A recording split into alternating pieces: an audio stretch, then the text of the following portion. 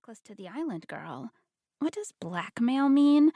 Which meant I had to fill in the blanks myself, creating an even more dizzying web of amnesia plot lines and secret agendas on top of the existing ones.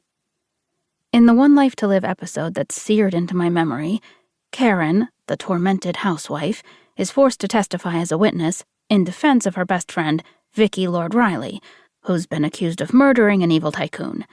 In the climactic scene, the merciless prosecutor rips Karen to shreds, exposing the truth that she was secretly a prostitute, a word that shocked the character so much I could not even imagine what it meant.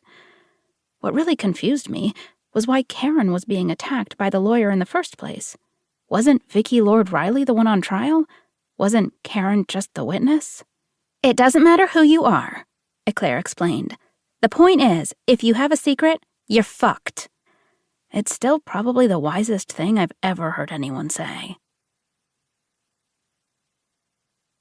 2. 1988. Our parents owned a daycare they ran from our home in New Hampshire, a converted old barn with a bright rainbow painted on the roof. Rainbow Kids Care, it was called. We had a little goat farm with 5 goats, Donnie, Lonnie, Sunny, Spunky, and Trailblazer, and a view overlooking untouched forest, the trees skeletons in winter, ruby red in fall. According to my dad, the trees were home to the fairy people, who sat hidden in the branches and sprinkled fairy dust on our heads to keep us all safe and sound. It was the 1980s, before those studies claiming that your kid would become a mentally ill delinquent if you didn't pick the right preschool.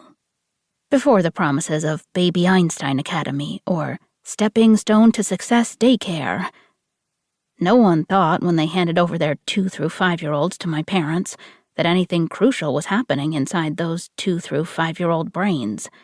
Keep the kids alive and reasonably happy until they could be picked up at the end of the day. That was the job.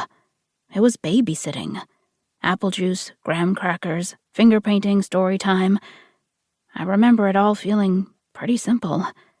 Then again, every speck of my memory has been turned over, interrogated, and second-guessed to the point where I hardly know what I remember and what I don't.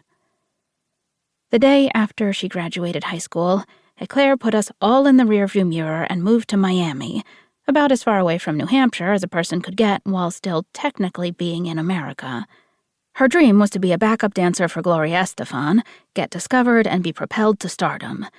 She soon had a whole life of her own, a wardrobe comprised entirely of leopard print, a boyfriend with a car phone and his own exercise videotape company called Bangin' Beach Bods, and her trips home were brief and infrequent. Without her around, Days of Our Lives and One Life to Live lost their magic, and I stopped watching them. I'd gotten sort of nerdy and preferred books anyway. In the woods, there was an old shed kids called the Witch Hut, and I practically lived there, reading and listening to my Walkman and doing nothing. But what were you doing in the woods? I was asked this 100 times years later in the sterile white office of a police station. Nothing. I was doing nothing. Adults seem to forget that between the grind of childhood, art time, nap time, snack time, and the grind of teenagedom, soccer practice, homework, party, there is a brief, sweet set of years where no one cares what you do, and you roam free. How could I explain the idle magic of these afternoons without sounding insane? That I collected rocks and gave them names, that I imagined clouds had personalities, that I believed animals would talk to you if they trusted you.